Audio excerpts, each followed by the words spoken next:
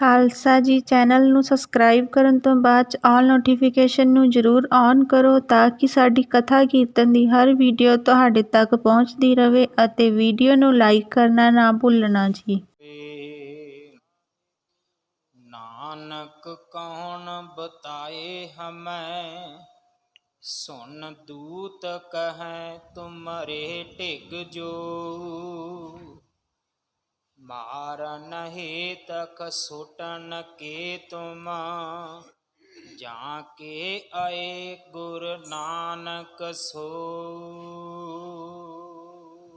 ਵਾਹਿਗੁਰੂ ਜੀ ਕਾ ਖਾਲਸਾ, ਵਾਹਿਗੁਰੂ ਜੀ ਕੀ ਫਤਿਹ। ਗੁਰੂ ਦਰ ਤੇ ਹਾਜ਼ਰ ਗੁਰੂ ਸਵਾਰੇ ਖਾਲਸਾ ਜੀ, ਆਪ ਜੀ ਵਡਭਾਗੇ ਹੋ ਜੋ 8ਵੇਂ ਪਾਤਸ਼ਾਹ ਬਾਲਾ ਪ੍ਰੀਤਮ ਸਤਿਗੁਰੂ ਜਿਸ ਡਿਠੈ ਸਭ ਦੁੱਖ ਜਾਏ, ਇਹਨਾਂ ਅਜਮਤਾਂ ਵਡਿਆਈਆਂ ਦੇ ਮਾਲਕ ਗੁਰੂ ਹਰਕ੍ਰਿਸ਼ਨ ਸਾਹਿਬ ਮਹਾਰਾਜ ਜੀ ਦੇ ਪਵਿੱਤਰ ਚਰਨ ਛੋਹ ਪ੍ਰਾਪਤ ਇਤਿਹਾਸਕ ਅਸਥਾਨ ਗੁਰਦੁਆਰਾ ਬੰਗਲਾ ਸਾਹਿਬ ਜੀ ਦੀ ਯਾਤਰਾ ਕਰਦੇ ਹਾਂ। ਜੁਗੋ ਜੁਗ ਅਟਲ ਛਤਰ ਚਵਰ ਤਖਤ ਦੇ ਮਾਲਕ ਧੰਨ ਧੰਨ ਧੰਨ ਸ਼੍ਰੀ ਗੁਰੂ ਗ੍ਰੰਥ ਸਾਹਿਬ ਪਾਤਸ਼ਾਹ ਮਹਾਰਾਜ ਜੀ ਦੇ ਹਜ਼ੂਰ ਮਨੁੱਖਾ ਜੀਵਨ ਦੀਆਂ ਘੜੀਆਂ ਨੂੰ ਸਫਲਾ ਕਰ ਰਹੇ ਹੋ। ਸਤਿਗੁਰੂ ਸਾਰਿਆਂ ਦੀ ਯਾਤਰਾ ਸਫਲ ਕਰਨ। ਹੁਣ ਸਮਾਂ ਹੈ ਗੁਰੂ ਦਰਬਾਰ ਦੇ ਨਿਯਮ ਅਨੁਸਾਰ ਗੁਰੂ ਇਤਿਹਾਸ ਦੀ ਚੱਲ ਰਹੀ ਲੜੀਵਾਰ ਕਥਾ ਦਾ ਆਪਣੀਆਂ ਮਨ ਬਿਰਤੀਆਂ ਇਕਾਗਰ ਕਰੋ। ਰਸਨਾ ਪਵਿੱਤਰ ਕਰ ਦੇ ਇੱਕ ਵਾਰ, ਸਾਰੇ ਉਚਾਰਨ ਕਰੋ ਜੀ ਸਤਨਾਮ ਵਾਹਿਗੁਰੂ ਜੀ। ਇਹ ਇਤਿਹਾਸ ਪਹਿਲੇ ਪਾਤਸ਼ਾਹ ਜਾਹਰ ਪੀਰ ਜਗਤ ਗੁਰੂ ਕਲ ਤਾਰਨ ਆਏ ਸ਼੍ਰੀ ਗੁਰੂ ਨਾਨਕ ਦੇਵ ਮਹਾਰਾਜ ਜੀ ਦਾ ਹੈ।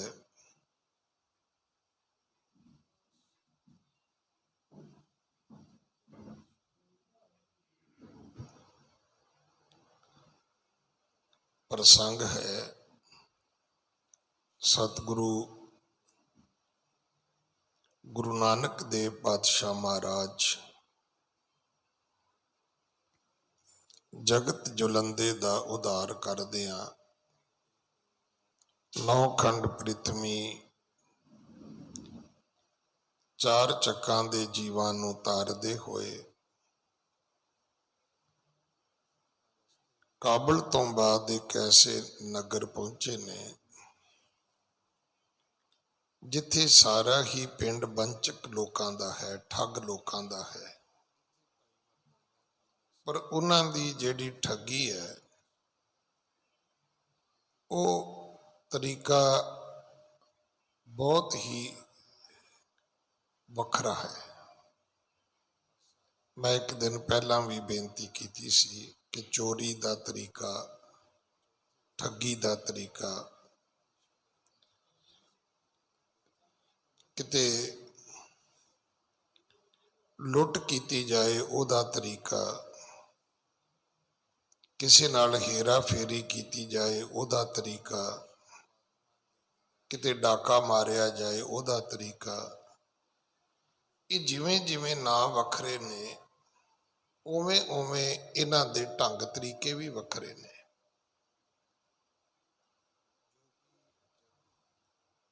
ਠੱਗੀ ਹੁੰਦੀ ਹੈ ਕਿਸੇ ਦੇ ਨਾਲ ਕਿ ਕਿਸੇ ਨੂੰ ਵਰਗਲਾ ਕੇ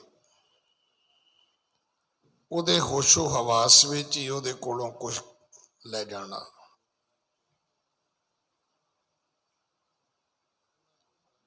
ਚੋਰੀ ਹਮੇਸ਼ਾ ਅੱਖ ਚੁਰਾ ਕੇ ਹੁੰਦੀ ਹੈ। ਡਾਕਾ, ਲੁੱਟ ਇਹ ਦਿਨ ਦਿਹਾੜੇ ਹੁੰਦਾ ਹੈ,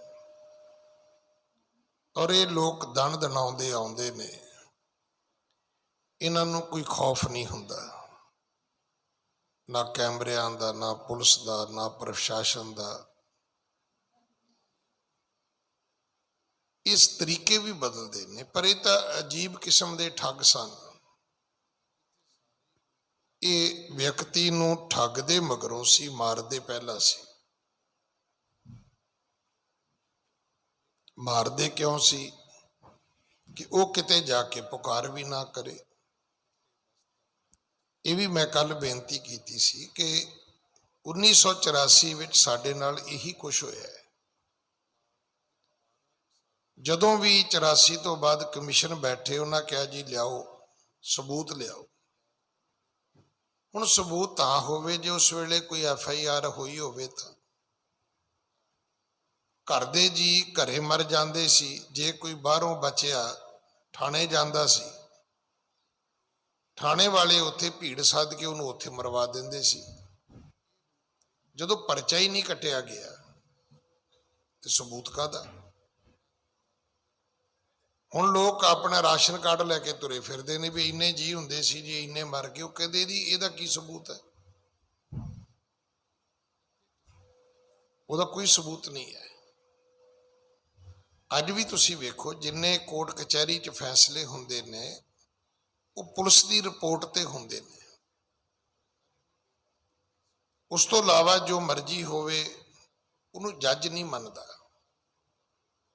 ਹਾਂ, ਇਹ ਹੋ ਸਕਦਾ ਹੈ ਕਿ ਜੱਜ ਕਵੇ ਵੀ ਪੁਲਿਸ ਰਿਪੋਰਟ ਦੁਬਾਰਾ ਕੀਤੀ ਜਾਏ, ਉਹਦੇ ਲਈ ਕੋਈ ਇਨਵੈਸਟੀਗੇਸ਼ਨ, ਕੋਈ ਦੁਬਾਰਾ SIT ਵਗੈਰਾ ਕੋਈ ਸਥਾਪਿਤ ਕਰ ਦਿੱਤੀ ਜਾਏ, ਪਰ ਦੁਬਾਰਾ ਫਿਰ ਪਰਚਾ ਹੋਏਗਾ। ਉਸੇ ਪਰਚੇ ਦੇ ਉੱਤੇ ਨਿਆਂਪਾਲਿਕਾ ਕੰਮ ਕਰਦੀ ਹੈ। ਪਰ ਇਹਨਾਂ ਦਾ ਤੇ ਢੰਗ ਹੀ ਵੱਖਰਾ ਸੀਗਾ।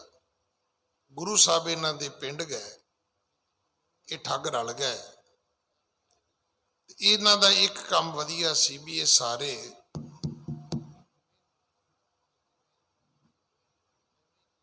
ਆਪਸ ਵਿੱਚ ਵੰਡ ਲੈਂਦੇ ਸੀ। ਕੋਈ ਬੰਦਾ ਕਿਸੇ ਇੱਕ ਦੇ ਹੱਥ ਆ ਜਾਏ ਤੇ ਕੋਈ ਗੱਲ ਨਹੀਂ, ਪਰ ਮਾਲ ਜਿਹੜਾ ਸੀ ਉਹ ਸਾਰਿਆਂ ਦੇ ਵਿੱਚ ਬਰਾਬਰ ਵੰਡਿਆ ਜਾਂਦਾ ਸੀ। ਪਰ ਗੁਰੂ ਸਾਹਿਬ ਦੀ ਐਸੀ ਉੱਥੇ ਕਰਾਮਾਤ ਵਰਤੀ ਵੀ ਇਹਨਾਂ ਨੇ ਰਾਤ ਨੂੰ ਮਾਰਨਾ ਸੀ ਗੁਰੂ ਜੀ ਨੂੰ ਤੇ ਲੁੱਟਣਾ ਸੀ। ਇਹ ਸੁੱਤੇ ਹੀ ਰਹਿ ਗਏ। ਸਵੇਰੇ ਉੱਠ ਕੇ ਗੁਰੂ ਜੀ ਅੱਗੇ ਚਲੇ ਗਏ। ਨਤੀਜਾ ਕੀ ਨਿਕਲਿਆ? ਜਦੋਂ ਸਵੇਰੇ ਇਹਨਾਂ ਦੀ ਉਹ ਬੇਹੋਸ਼ੀ ਖਤਮ ਹੋਈ, ਇਹ ਆਪਸ ਵਿੱਚ ਲੜ ਪਏ।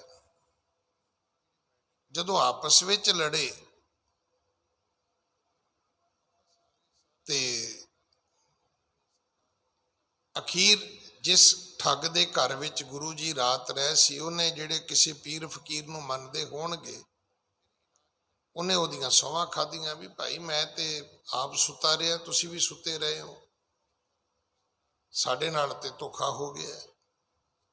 ਫਿਰ ਪਿੰਡ ਵਾਲਿਆਂ ਨੇ 4 ਬੰਦੇ ਪੁਆਇੰਟ ਕੀਤੇ, ਨੀਅਤ ਕੀਤੇ, ਹਥਿਆਰਬੰਦ, ਕਿ ਉਹ ਮਗਰ ਜਾਣ, ਇਹਨਾਂ ਨੂੰ ਲੱਭਣ, ਇਹਨਾਂ ਕੋਲੋਂ ਮਾਲ ਲੁੱਟ ਕੇ ਲਿਆਉਣ, ਠੱਗ ਕੇ ਲਿਆਉਣ। ਉਹ 4 ਬੰਦੇ 5 ਕੋਸ ਦੂਰ ਨਗਰੀ ਤੋਂ ਗੁਰੂ ਜੀ ਨੂੰ ਆ ਕੇ ਮਿਲੇ। ਕਹਿਣ ਲੱਗੇ ਇੱਥੇ ਹੀ ਖਲੋ ਜਾਓ, ਜਿਹੜਾ ਸਮਾਨ ਹੈਗਾ ਉਹ ਦੇ ਦਿਓ। ਤੇ ਸਾਡੀ ਮਰਿਆਦਾ ਇਹ ਹੈ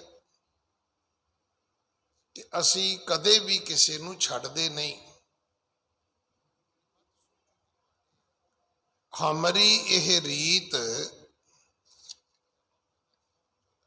ਸਦੀਵ ਅਹੈ ਹਨ ਪੂਰਬ ਪਾਸ਼ੇ ਤੇ ਲੇਵਤ ਕਾਈ। ਕਹਿੰਦੇ ਸਾਡੀ ਇਹ ਰੀਤ ਹੈ, ਮਰਿਆਦਾ ਹੈ। ਪਹਿਲਾਂ ਅਸੀਂ ਬੰਦਾ ਮਾਰਦੇ ਹਾਂ, ਮਗਰੋਂ ਉਹਦਾ ਸਮਾਨ ਚੁੱਕਦੇ ਹਾਂ। ਤੁਹਾਨੂੰ ਵੀ ਮਾਰਾਂਗੇ। ਸਤਿਗੁਰੂ ਜੀ ਕਹਿਣ ਲੱਗੇ ਭਾਈ ਮਾਰ ਦਿਓ, ਪਰ ਇੱਕ ਗੱਲ ਤੇ ਸਾਡੀ ਮੰਨ ਲਓ ਕਿ ਜਿਹੜੇ ਸਾਡੇ ਸਰੀਰ ਨੇ ਤੁਸੀਂ ਉਹਨਾਂ ਦਾ ਦਾਹ ਸੰਸਕਾਰ ਕਰ ਦਿਓ, ਜਿਵੇਂ ਹਿੰਦੂ ਰੀਤੀ ਵਿੱਚ ਕਰਦੇ ਨੇ। ਹੁਣ ਕਈ ਸੋਚਣਗੇ ਵੀ ਇਹ ਗੱਲ ਸ਼ਾਇਦ ਇੱਦਾਂ ਨਹੀਂ ਕਹਿਣੀ ਚਾਹੀਦੀ, ਕਿਉਂ ਕਹੀ ਜਾ ਰਹੀ ਹੈ। ਤੁਸੀਂ ਯਕੀਨ ਕਰਨਾ, ਚਲੋ ਉਸ ਵੇਲੇ ਤੇ ਸਿੱਖੀ ਅਜੇ ਸ਼ੁਰੂ ਹੋਈ ਸੀ। ਅੱਜ ਤੇ ਸਿੱਖੀ ਨੂੰ 550 ਸਾਲ ਤੋਂ ਵੱਧ ਸਮਾਂ ਹੋ ਗਿਆ। ਗੁਰੂ ਨਾਨਕ ਸਾਹਿਬ ਦਾ 550 ਸਾਲਾ ਅਸੀਂ ਮਨਾ ਚੁੱਕੇ 19 ਚ। ਅੱਜ ਵੀ ਜਦੋਂ ਤੁਸੀਂ ਵਿਦੇਸ਼ ਵਿੱਚ ਜਾਂਦੇ ਹੋ ਤੇ ਤੁਸੀਂ ਜਦੋਂ ਕਹਿੰਦੇ ਹੋ ਕਿ ਵੈਜੀਟੇਰੀਅਨ, ਤੇ ਉਹਦੇ ਵਿੱਚ ਅਗਲੇ ਮੱਛੀ ਵੀ ਦੇ ਦਿੰਦੇ ਨੇ, ਆਂਡਾ ਵੀ ਦੇ ਦਿੰਦੇ ਨੇ। ਕਿਉਂਕਿ ਗੋਰਿਆਂ ਵਿੱਚ ਵੈਜੀਟੇਰੀਅਨ ਵਿੱਚ ਮੱਛੀ ਵੀ ਆਉਂਦੀ ਹੈ, ਆਂਡਾ ਵੀ ਆਉਂਦਾ ਹੈ। ਤੇ ਜੇ ਉਹ ਤੁਹਾਡੇ ਅੱਗੇ ਆ ਜਾਏ, ਤੁਸੀਂ ਕਹੋ ਜੀ ਇਹ ਕੀ, ਉਹ ਕਹਿੰਦੇ ਫਿਰ ਉਹ ਲਿਖਾਉਣਾ ਸੀ ਤੁਸੀਂ ਹਿੰਦੂ ਮੀਲ। ਕਿਉਂਕਿ ਸਾਡੀਆਂ ਬਹੁਤੀਆਂ ਗੱਲਾਂ ਗੁਰਦੁਆਰਿਆਂ ਵਿੱਚ ਹੀ ਨੇ। ਮੈਂ ਕਹਿਤੀਆਂ, ਤੁਸੀਂ ਸੁਣ ਲਈਆਂ। ਅਸੀਂ ਦੁਨੀਆ ਨੂੰ ਦੱਸ ਨਹੀਂ ਪਾਏ ਕਿ ਸਿੱਖ ਇੱਕ ਵੱਖਰੀ ਕੌਮ ਹੈ, ਸਾਡੀ ਮਰਿਆਦਾ ਵੱਖਰੀ ਹੈ, ਸਾਡੀ ਰੋ ਰੀਤ ਵੱਖਰੀ ਹੈ। ਅਸੀਂ ਦੱਸ ਹੀ ਨਹੀਂ ਪਾਏ ਦੁਨੀਆ ਨੂੰ। ਗੁਰੂ ਜੀ ਕਹਿਣ ਲੱਗੇ ਵੀ ਸਾਡਾ ਸੰਸਕਾਰ ਤੇ ਕਰ ਦਿਓ। ਉਹ ਕਹਿਣ ਲੱਗੇ ਵੀ ਅਸੀਂ ਕੋਈ ਨਾਲ ਅੱਗ ਲਈ ਫਿਰਦੇ ਹਾਂ। ਇੱਥੇ ਅੱਗ ਕਿੱਥੋਂ ਆਈ? ਗੁਰੂ ਜੀ ਨੇ ਇੱਕ ਪਾਸੇ ਧੂਆਂ ਬਲਦਾ ਵਿਖਾਇਆ ਵੀ ਉਹ ਜਿਹੜਾ ਧੂਆਂ ਬਲਦਾ ਜ਼ਰੂਰ ਉੱਥੇ ਅੱਗ ਹੋਏਗੀ। ਤੁਸੀਂ ਏਦਾਂ ਕਰੋ ਕਿ 2 ਬੰਦੇ ਸਾਡੇ ਕੋਲ ਰੁਕ ਜਾਓ, ਜੇ ਤੁਹਾਨੂੰ ਲੱਗੇ ਵੀ ਅਸੀਂ ਅੱਗੇ ਪਿੱਛੇ ਨਾ ਹੋਈਏ, 2 ਜਣੇ ਅੱਗ ਲੈ ਕੇ ਆ ਜਾਓ। ਇੰਜ ਹੀ ਹੋਇਆ, 2 ਉੱਥੇ ਰਹੇ, 2 ਚਲੇ ਗਏ। ਜਿਹੜੇ ਗਏ ਨੇ ਉਹਨਾਂ ਨੇ ਅਜੀਬ ਦ੍ਰਿਸ਼ ਵੇਖੇ। ਜਾਂਦਿਆਂ ਕੀ ਵੇਖਿਆ ਕਿ ਇੱਕ ਆਦਮੀ ਨੂੰ ਕੁਝ ਲੋਕ ਕੁੱਟਦੇ ਮਾਰਦੇ ਲਈ ਜਾਂਦੇ ਨੇ। ਇਹ ਵੀ ਦੋਵੇਂ ਡਰ ਗਏ ਵੀ ਕਿਤੇ ਉਹ ਨਾ ਆਵੇ ਵੀ ਅਸੀਂ ਵੀ ਇਹਨਾਂ ਦੇ ਹੱਥ ਚੜ ਜਾਈਏ। ਪਰ ਜਦੋਂ ਉਹ ਅੱਗ ਲੈ ਕੇ ਵਾਪਸ ਆਏ ਤੇ ਕੀ ਵੇਖਿਆ ਕਿ ਉਹੀ ਆਦਮੀ ਜਿਹਨੂੰ ਕੁੱਟਦੇ ਮਾਰਦੇ ਸੀ, ਉਹ ਇੱਕ ਪਾਲਕੀ ਵਿੱਚ ਬੈਠਾ ਹੋਇਆ। 4 ਬੰਦਿਆਂ ਨੇ ਪਾਲਕੀ ਚੁੱਕੀ ਹੋਈ ਹੈ। ਅੱਗੇ ਪਿੱਛੇ ਉਹਦੇ ਗੀਤ ਗਾਉਂਦੇ ਲੋਕ ਤੁਰੇ ਜਾਂਦੇ ਨੇ। ਇੱਥੋਂ ਤੱਕ ਆਪਾਂ ਨੇ ਕੱਲ ਕਥਾ ਸੁਣੀ ਸੀ ਕਿ ਜਦੋਂ ਉਹਨਾਂ ਨੇ ਵੇਖਿਆ ਕਿ ਬਾਹਰ ਆਏ ਕਰ ਦੇਖਿਓ 2 ਚੜਿਓ ਜਾਤ ਸਿਵਕਾ ਨਰ ਸੋ ਗਾਵਤ ਗਾਇਕ ਰਾਗ ਅਗਾਰੀ ਅਸਬ ਲੋਕ ਭਾ ਅਚਰਜ ਭਾਰੀ ਬਿਨ ਪੁੱਛੇ ਤੇ ਜਾਏ ਨਾ ਜਾਣਾ ਪੂਰਬ ਸੰਕਟ ਦੇਤ ਮਹਾਨਾ ਅਬ ਆਨੰਦ ਸੋ ਮਾਰਗ ਜਾਏ ਕਰ ਵਿਚਾਰ ਇਉ ਤਿਹ ਢਿਗਾਏ। ਕਹਿਣ ਲੱਗੇ ਵੀ ਆਹ ਚੰਗੀ ਗੱਲ ਹੈ। ਹੁਣੇ ਗਏ ਸੀ ਤੇ ਇਹਨੂੰ ਬੰਦੇ ਨੂੰ ਕੁੱਟ ਰਹੇ ਸੀ, ਹੁਣ ਵਾਪਸ ਆਏ ਆ ਤੇ ਇਹਨੂੰ ਪਾਲਕੀ ਤੇ ਵਿੱਚ ਬਿਠਾ ਕੇ ਚੁੱਕ ਕੇ ਤੁਰੇ ਜਾਂਦੇ ਨੇ। ਪੁੱਛਣਾ ਚਾਹੀਦਾ ਗੱਲ ਕੀ ਹੈ। ਇੱਥੋਂ ਅੱਜ ਦੀ ਕਥਾ ਆਰੰਭ ਹੈ। ਹਾਂਜੀ। ਕੌਣ ਅਹੇ ਸ਼ਿਵ ਕਾ ਪਰ ਜਾਵਤ ਪੂਰਬ ਸਾਸਨ ਦੇਵਤ ਜਾਹੀ। ਇਹਨਾਂ ਨੇ ਉਹਨਾਂ ਬੰਦਿਆਂ ਨੂੰ ਜਾ ਕੇ ਪੁੱਛਿਆ ਵੀ ਇਹ ਕੋਈ ਕੌਣ ਹੈ ਜਿਹੜਾ ਪਾਲਕੀ ਵਿੱਚ ਬੈਠਾ ਹੈ। ਥੋੜਾ ਸਮਾਂ ਪਹਿਲਾਂ ਤੁਸੀਂ ਇਸੇ ਨੂੰ ਕੁੱਟਦੇ ਮਾਰਦੇ ਤੁਸੀਂ ਲੈ ਕੇ ਜਾ ਰਹੇ ਸੀ ਭਾਈ। ਹਾਂਜੀ। ਦੂਤਨ ਬੈਨ ਪਣੇ ਇਹ ਪਾਪੀ ਥੋ ਦੇ ਨ ਬਡੋ ਦੁਖ ਲਾਇਕ ਆਹੀ। ਉਹ ਜਿਹੜੇ ਦੂਤ ਲੈ ਕੇ ਜਾ ਰਹੇ ਸੀ ਪਾਲਕੀ, ਉਹ ਕਹਿਣ ਲੱਗੇ ਜੀ ਇਹ ਪਾਪੀ ਬੰਦਾ ਸੀ, ਅਸੀਂ ਇਹਨੂੰ ਕੁੱਟਦੇ ਮਾਰਦੇ ਦੁਨੀਆ ਤੋਂ ਲੈ ਕੇ ਜਾ ਰਹੇ ਸਾਂ, ਅੱਗ ਵਿੱਚ ਇਹਨੂੰ ਸਾੜਨਾ ਸੀ ਕਿਉਂਕਿ ਸਜ਼ਾ ਦਾ ਹੱਕਦਾਰ ਹੈ। ਹਾਂਜੀ। ਧੂਮ ਚਿਖਾ ਪਿਖਿਓ ਗੁਰੂ ਨਾਨਕ ਹੋਏ ਪੁਨੀਤ ਗਇਓ ਛਿਨ ਮਾਹੀ। ਜਿਹੜੀ ਧੂਮ ਚਿਖਾ ਹੈ, ਉਹ ਜਿਹੜੀ ਦੂਰ ਅੱਗ ਬਲਦੀ ਹੈ, ਉਹਦੇ ਤੇ ਦ੍ਰਿਸ਼ਟੀ ਪਈ ਗੁਰੂ ਨਾਨਕ ਦੀ, ਤੇ ਉਹਦੀ ਕਿਰਪਾ ਦਾ ਸਦਕਾ ਇਹ ਜਿਹੜਾ ਪਾਪੀ ਮਨੁੱਖ ਹੈ ਇਹ ਬਖਸ਼ਿਆ ਗਿਆ ਹੈ। ਹਾਂਜੀ। ਸਾਸਨ ਤੇ ਛੁਟ ਪ੍ਰਾਪਤ ਪਾ ਸੁਖ, ਕੀਨ ਜੇ ਪਾਪ ਰਹਿਓ ਇਕ ਨਾਹੀ। ਇਹਨੂੰ ਤਿੰਨ ਚੀਜ਼ਾਂ ਪ੍ਰਾਪਤ ਹੋਈਆਂ ਨੇ।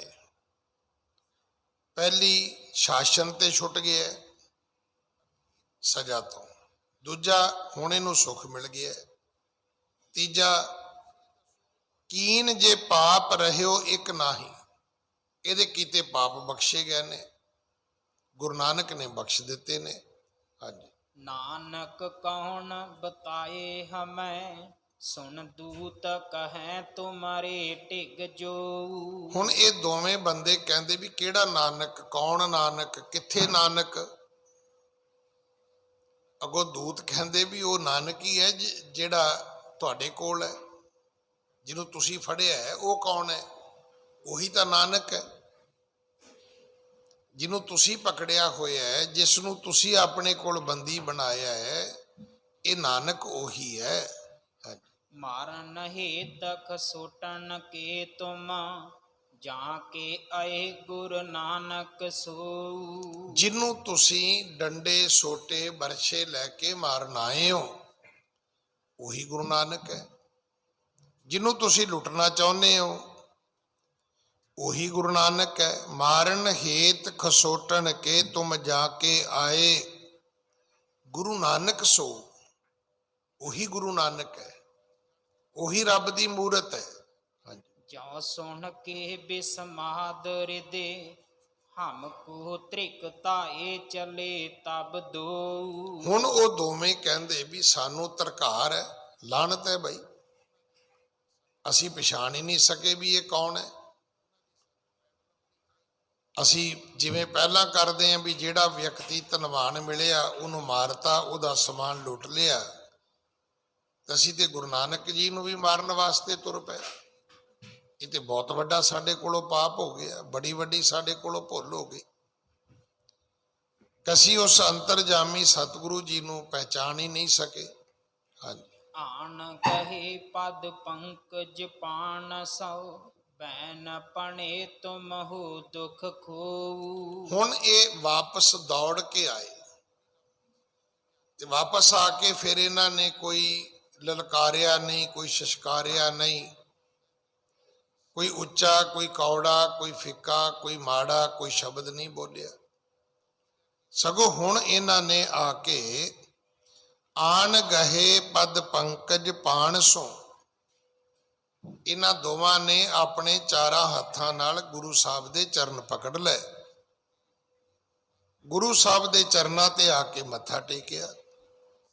ਬੈਣ ਭਣੇ ਹਮ ਹੋ ਦੁਖ ਖੋਊ, ਬੈਣ ਭਣੇ ਤੁਮ ਹੋ ਦੁਖ ਖੋਊ। ਨਾਲੇ ਕੀ ਕਿਹਾ? ਕਹਿਣ ਲੱਗੇ ਗੁਰੂ ਨਾਨਕ ਜੀ, ਤੁਸੀਂ ਤਾਂ ਦੁਨੀਆ ਦੇ ਦੁੱਖ ਮਿਟਾਉਣ ਵਾਲੇ ਹੋ, ਦੁਨੀਆ ਦੇ ਪਾਪ ਬਖਸ਼ਣ ਵਾਲੇ ਹੋ, ਤੁਸੀਂ ਦੁਨੀਆ ਦੇ ਸੁੱਖ ਦੇਣ ਵਾਲੇ ਹੋ।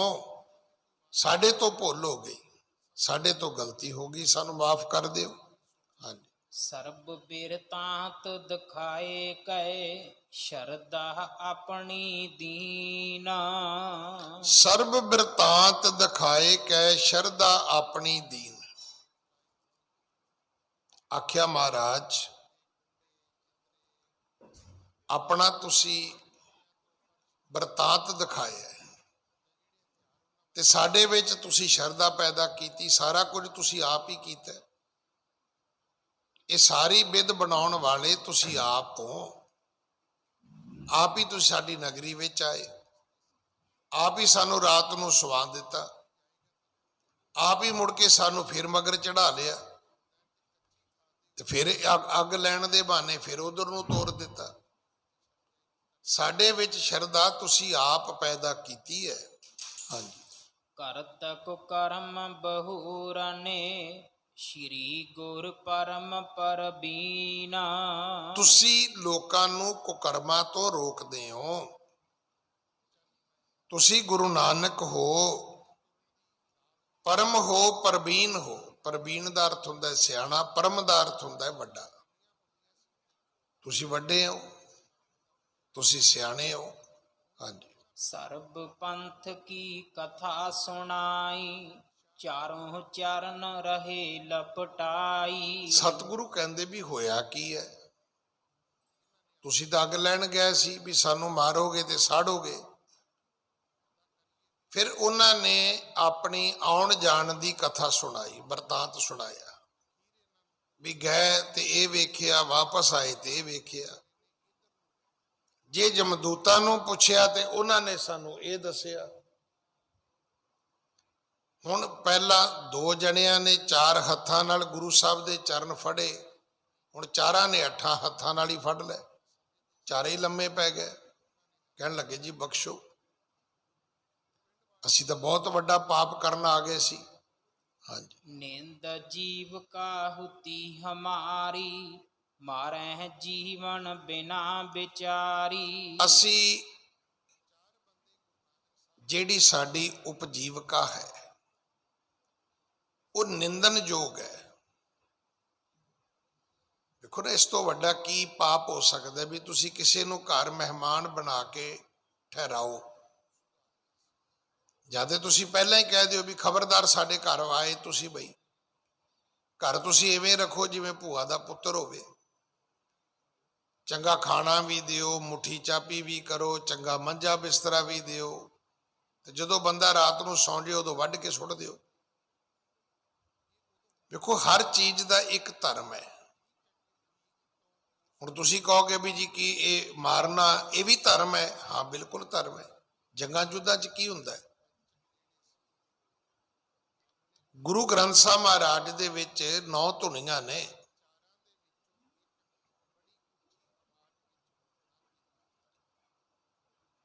ਉਹ 9 ਤਰਜਾਂ, ਉਹ 9 ਪ੍ਰਕਾਰ ਦੀਆਂ ਟਿਊਨਾਂ ਜਿਹੜੀਆਂ ਕਦੇ ਗੁਰੂ ਸਾਹਿਬ ਦੇ ਸਮੇਂ ਗਾਈਆਂ ਜਾਂਦੀਆਂ ਸੀ।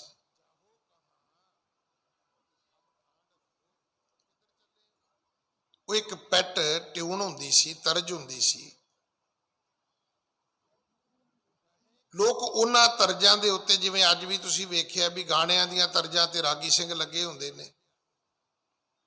ਮੈਂ ਕੱਲ ਇੱਥੇ ਤਾਬਿਆ ਬੈਠਾ ਮੈਂ ਹੱਸ ਰਿਹਾ ਸੀਗਾ ਵੀ ਅਜੇ ਉਹ ਗਾਣਾ ਨਵਾਂ ਹੀ ਆਇਆ ਹੈ, ਤੇ ਰਾਗੀ ਸਿੰਘ ਜਿਹੜਾ ਸੀ ਉਹਨੇ ਸ਼ਬਦ ਵੀ ਕੱਢ ਲਿਆ।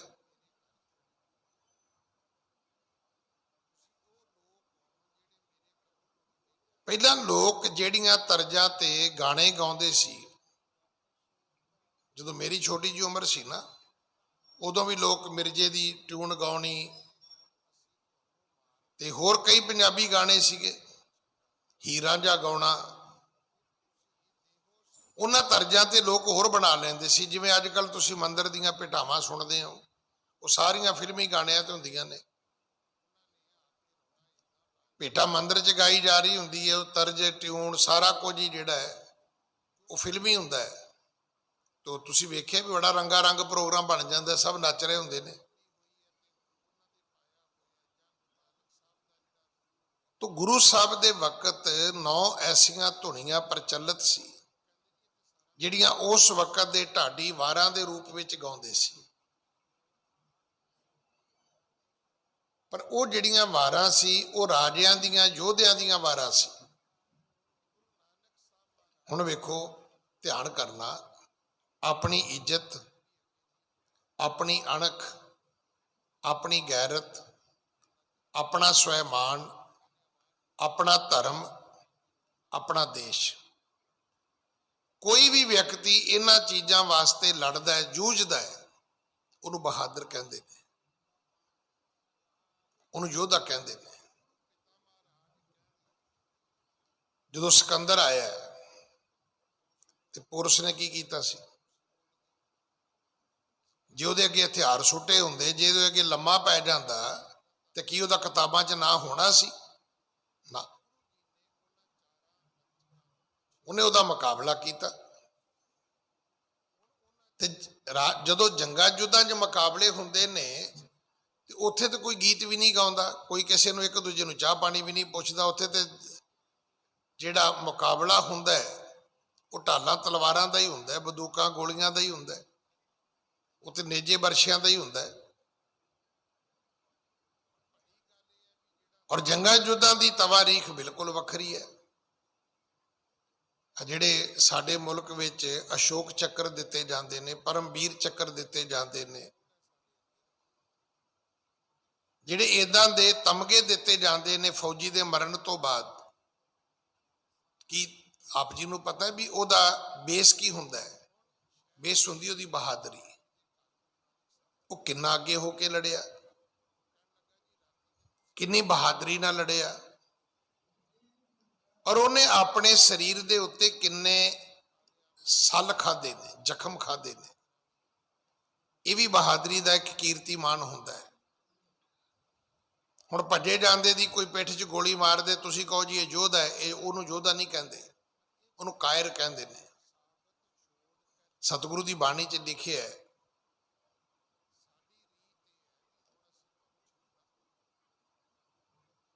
ਕਿ ਜਿਹੜੇ ਵਿਅਕਤੀ ਯੋਧੇ ਹੁੰਦੇ ਨੇ ਨਾ, ਉਹ ਰਣ ਮੈਂ ਜੂਝੈ ਬਿਨ ਦਾਗੇ ਭਗ ਜਾਈ।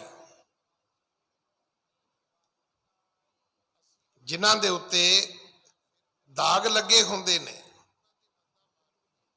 ਆ ਜਿਹੜੀ ਇੱਥੇ ਫੀਤੀਆਂ ਲੱਗਦੀਆਂ ਨੇ, ਇਹ ਕੀ ਨੇ? ਸਟਾਰ ਲੱਗਦੇ ਨੇ, ਕੀ ਨੇ? ਇੱਕ ਵਰਦੀ ਨੂੰ ਸੋਹਣਾ ਬਣਾਉਣ ਦੇ ਬਿੱਲੇ ਨਹੀਂ ਹੁੰਦੇ,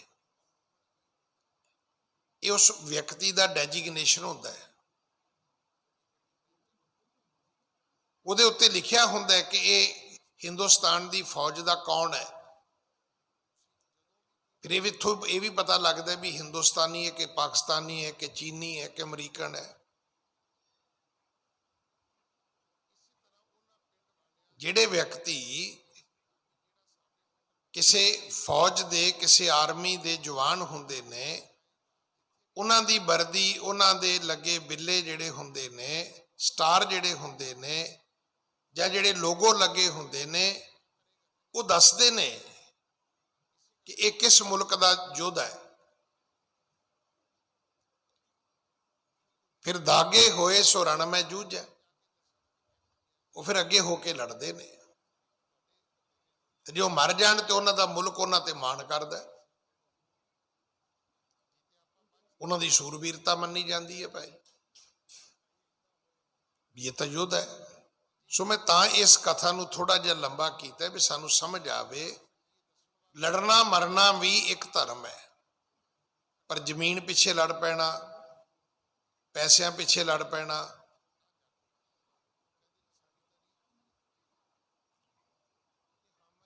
ਅੱਜ ਮੈਂ ਸੁਣ ਰਿਹਾ ਸੀ ਕਿ ਦੁਕਾਨ ਤੇ ਗਾਹਕ ਆਇਆ ਤੇ ਸਾਲਾ ਭਣਵਈਆ ਲੜ ਪਏ, ਗੋਲੀਆਂ ਚਲਾਉਣ ਲੱਗ ਗਏ ਇੱਕ ਦੂਜੇ ਤੇ।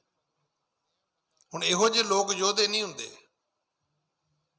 ਇਹਨਾਂ ਲੋਕਾਂ ਨੂੰ ਸੂਰਮੇ ਨਹੀਂ ਕਹਿਣਾ। ਕੱਪੜੇ ਧੋਣ ਤੋਂ ਮਾਈਆਂ ਲੜ ਪਈਆਂ, ਇੱਕ ਮਾਈ ਮਰ ਗਈ ਕੱਲ ਪਰਸੋਂ, ਤੁਸੀਂ ਕਹੋ ਵੀ ਉਹ ਮਾਈਆਂ ਯੋਧੀਆਂ ਨੇ, ਬਹਾਦਰੀ ਵਾਲੀਆਂ ਨੇ? ਨਾ। ਜਰ ਜੋਰੂ ਜ਼ਮੀਨ ਦੀ ਖਾਤਰ ਲੜ ਕੇ ਮਰਨ ਵਾਲੇ ਯੋਧੇ ਨਹੀਂ ਹੁੰਦੇ ਕਦੇ ਵੀ। ਇਹ ਫਿਰ ਚੇਤਾ ਰੱਖਣਾ, ਜਰ ਜੋਰੂ ਤੇ ਜ਼ਮੀਨ ਦੀ ਖਾਤਰ ਜਿਹੜੇ ਲੋਕ ਲੜੇ ਮਰੇ, ਉਹਨਾਂ ਨੂੰ ਬਹਾਦਰ ਨਹੀਂ ਕਹਿੰਦੇ। ਦੁਨੀਆ ਕਹਿੰਦੀ ਹੈ ਪਰ ਗੁਰੂ ਸਾਹਿਬ ਨਹੀਂ ਕਹਿੰਦੇ। ਇੱਥੇ ਤਾਂ ਸੂਰਾ ਸੋ ਪਹਿਚਾਨੀਐ ਜੋ ਲੜੈ ਦੀਨ ਕੇ ਹੇਤ, ਪੁਰਜਾ ਪੁਰਜਾ ਕੱਟ ਮਰੈ ਕਬੂ ਨਾ ਛਾੜੇ ਖੇਤ। ਉਹਨਾਂ ਚਾਰਾਂ ਠੱਗਾਂ ਨੇ ਮੰਨ ਲਿਆ ਵੀ ਜਿਹੜੀ ਸਾਡੀ ਉਪਜੀਵਕਾ ਹੈ ਉਹ ਨਿੰਦਣਯੋਗ ਹੈ। ਠੱਗੀ ਕਰਨਾ ਇੱਕ ਠੱਗ ਦੀ ਕਲਾ ਹੈ। ਜਿਹੜਾ ਸ਼ੋਭਰਾਜ ਹੋਇਆ ਹਿੰਦੁਸਤਾਨ ਦਾ, ਉਹ ਬਹੁਤ ਵੱਡਾ ਠੱਗ ਹੋਇਆ, ਵਰਲਡ ਦਾ ਠੱਗ ਹੋਇਆ, ਮੰਨਿਆ ਪ੍ਰਮੰਨਿਆ। ਡਾਕੂ ਹੋਏ ਨੇ, ਵੱਡੇ ਵੱਡੇ ਡਾਕੂ, ਚੰਬਲ ਦੇ ਡਾਕੂ, ਫਿਲਮਾਂ ਬਣ ਗਈਆਂ ਉਹਨਾਂ ਦੇ ਨਾਮਾਂ ਤੇ। ਪਰ ਉਹ ਕਦੇ ਰਾਤ ਨੂੰ ਨਹੀਂ ਆਉਂਦੇ। ਡਾਕੂ ਘੋੜਿਆਂ ਤੇ ਚੜ੍ਹ ਕੇ ਦਿਨੇ ਹੀ ਆਉਂਦੇ ਨੇ। ਉਹਨਾਂ ਦੀਆਂ ਆਪਣੀਆਂ ਤਵਾਰੀਖਾਂ ਨੇ। ਪਰ ਇਹ ਧੋਖਾ ਕਰਦੇ ਸੀ। ਮਹਿਮਾਨ ਬਣਾ ਕੇ ਘਰ ਰੱਖਣਾ, ਰੋਟੀ ਵੀ ਖਵਾਉਣੀ, ਕੱਪੜਾ ਮੰਜਾ ਬਿਸਤਰਾ ਵੀ ਦੇਣਾ, ਸੁੱਤੇ ਪੈ ਨੂੰ ਮਾਰ ਦੇਣਾ। ਉਹਨਾਂ ਖੁਦ ਮੰਨਿਆ, ਕਹਿਣ ਲੱਗੇ ਮਹਾਰਾਜ ਨਿੰਦ ਜੀਵਕਾ ਹੁਤੀ ਹਮਾਰੀ। ਇਹ ਉਹ ਜੀਵਕਾ ਹੈ ਜਿਹੜੀ ਬਖਸ਼ੀ ਨਹੀਂ ਜਾ ਸਕਦੀ। ਆਪਾਂ ਸੋਚਦੇ ਹਾਂ ਜਿਹੜੇ ਸ਼ਿਕਾਰੀ ਹੁੰਦੇ ਨੇ ਉਹ ਪਾਪ ਕਰਦੇ ਨੇ, ਸ਼ਿਕਾਰ ਤਾਂ ਗੁਰੂ ਸਾਹਿਬ ਵੀ ਖੇਡਦੇ ਰਹੇ। ਕਿਹੜਾ ਸ਼ਿਕਾਰ ਪਾਪ ਹੈ?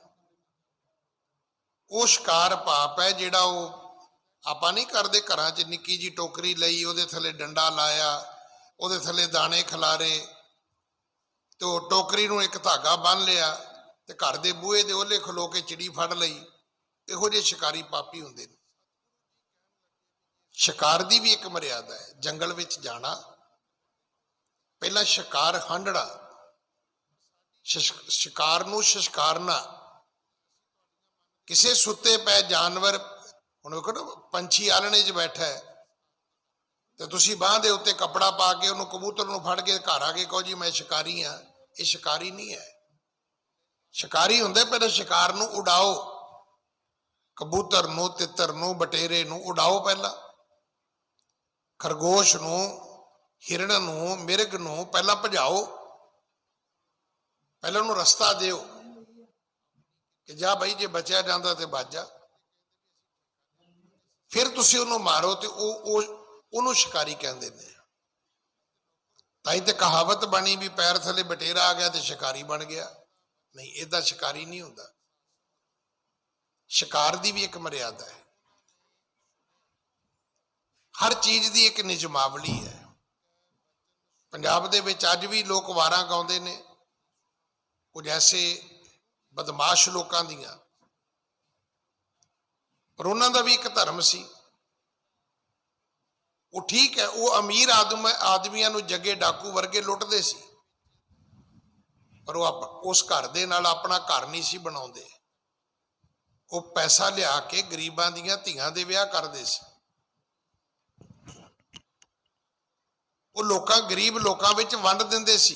ਵੇਖੋ, ਇਹ ਐਸਾ ਵੀ ਇੱਕ ਨਿਯਮ ਸੀ। ਉਹ ਲੋਕਾਂ ਦੀਆਂ ਧੀਆਂ ਭੈਣਾਂ ਨੂੰ ਆਪਣੀਆਂ ਧੀਆਂ ਭੈਣਾਂ ਸਮਝਦੇ ਸੀ। ਅਚਰਨਹੀਣ ਲੋਕ ਨਹੀਂ ਸੀਗੇ ਉਹ। ਇਸੇ ਕਰਕੇ ਲੋਕ ਉਹਨਾਂ ਦੀਆਂ ਗਾਥਾ ਗਾਉਂਦੇ ਨੇ। ਪਰ ਇਹਨਾਂ ਵੰਚਕਾਂ ਨੇ ਮੰਨ ਲਿਆ ਕਿ ਸਾਡੀ ਉਪਜੀਵਕਾ ਨਿੰਦਣਯੋਗ ਹੈ। ਵੀ ਅਸੀਂ ਪਾਪ ਕਰਦੇ ਸੀ, ਧੋਖਾ ਕਰਦੇ ਸੀ। ਘਰ ਮਹਿਮਾਨ ਬਣਾ ਕੇ ਰੱਖਣਾ ਤੇ ਰਾਤ ਨੂੰ ਸੁੱਤਾ ਪਿਆ ਬੰਦਾ ਵੱਢ ਦੇਣਾ। ਕਹਿਣ ਲੱਗੇ ਮਹਾਰਾਜ ਨਿੰਦ ਜੀਵਕਾ ਹੋਤੀ ਹਮਾਰੀ, ਮਾਰੇ ਜੀਵਨ ਬਿਨਾ ਵਿਚਾਰੀ। ਵੀ ਲੁੱਟਣਾ ਹੀ ਹੈ ਨਾ, ਅਗਲੇ ਤੋਂ ਧਨ ਮਾਲ ਲੈਣਾ, ਲੈ ਲਓ, ਬੰਦਾ ਮਾਰਨ ਦੀ ਕੀ ਲੋੜ ਹੈ। ਠੱਗਾਂ ਦਾ, ਡਾਕੂਆਂ ਦਾ ਅੱਜ ਵੀ ਤੁਸੀਂ ਵੇਖੋ, ਜਦੋਂ ਬੈਂਕ ਵਿੱਚ ਡਾਕਾ ਪੈਂਦਾ ਹੈ ਤੇ ਉਹ ਕਿਸੇ ਨੂੰ ਮਾਰਦੇ ਨਹੀਂ। ਉਹ ਤਾਂ ਉਹਨਾਂ ਨੂੰ ਵਿਖਾਉਂਦੇ ਨੇ ਹਥਿਆਰ ਵੀ, ਇੱਧਰ ਹੋ ਜਾਓ, ਪਰੇ ਲਿਆਓ, ਮਾਲ ਲਿਆਓ, ਤੇ ਜਿਹੜਾ ਉਹਨਾਂ ਦੇ ਅੱਗੇ ਬੋਲੇ ਬਾਲੇ ਉਹ ਮਰ ਜਾਂਦਾ ਹੈ। ਬਾਹਰਲੇ ਮੁਲਕਾਂ ਦੇ ਵਿੱਚ ਤਾਂ ਇਹ ਪੁਲਿਸ ਆਪ ਕਹਿੰਦੀ ਹੈ ਕਿ ਅਗਰ ਤੁਹਾਡੀ ਦੁਕਾਨ ਤੇ, ਤੁਹਾਡੇ ਸਟੋਰ ਤੇ ਕੋਈ ਆਦਮੀ ਆ ਜਾਏ, ਉਹ ਤੁਹਾਡੇ ਕੋਲੋਂ ਪੈਸੇ ਮੰਗਦਾ, ਸਮਾਨ ਮੰਗਦਾ, ਦੇ ਦਿਓ। ਪਰ ਸਾਡੇ ਵਰਗੇ ਬੰਦੇ ਉੱਥੇ ਉਹਨਾਂ ਨਾਲ ਸਿਰ ਅੜਾ ਕੇ ਬਹਿ ਜਾਂਦੇ ਨੇ ਤੇ ਉਹ ਤੇ ਭਾਈ ਸਿਰ ਤਲੀ ਤੇ ਰੱਖ ਕੇ ਆਏ ਹੁੰਦੇ ਨੇ, ਫਿਰ ਗੋਲੀ ਮਾਰਦੇ ਨੇ ਤੇ ਬੰਦਾ ਮਰ ਜਾਂਦਾ। ਗਵਰਨਮੈਂਟ ਕੀ ਕਹਿੰਦੀ? ਗਵਰਨਮੈਂਟ ਕਹਿੰਦੀ ਤੁਹਾਡੀ ਹਰ ਚੀਜ਼ ਇੰਸ਼ੋਰਡ ਹੈ, ਈਵਨ ਤੁਹਾਡੇ ਕਾਊਂਟਰ ਦੇ ਪੈਸੇ ਵੀ ਇੰਸ਼ੋਰਡ ਨੇ। ਹੁਣ ਸਾਡੀ ਗਲਤੀ ਵੀ ਅਸੀਂ ਇੰਸ਼ੋਰੈਂਸ ਕਰਾਉਂਦੇ ਨਹੀਂ, 2 ਨੰਬਰ ਜੀ ਕੰਮ ਚਲਾਉਂਦੇ, ਫਿਰ ਪੈਸੇ ਦੀ ਖਾਤਰ ਗੋਲੀ ਖਾ ਲੈਂਦੇ ਆ। ਨਹੀਂ ਤਾਂ ਡਾਕੂਆਂ ਦਾ ਕੰਮ ਵੀ ਬੰਦੇ ਮਾਰਨਾ ਨਹੀਂ ਹੁੰਦਾ, ਉਹਨਾਂ ਦਾ ਕੰਮ ਹੁੰਦਾ ਸਿਰਫ ਲੁੱਟਣਾ। ਉਹਨਾਂ ਨੂੰ ਸੇਫ ਪੈਸੇ ਦੇ ਦਿਓ, ਲੈ ਕੇ ਨਿਕਲ ਜਾਣਗੇ।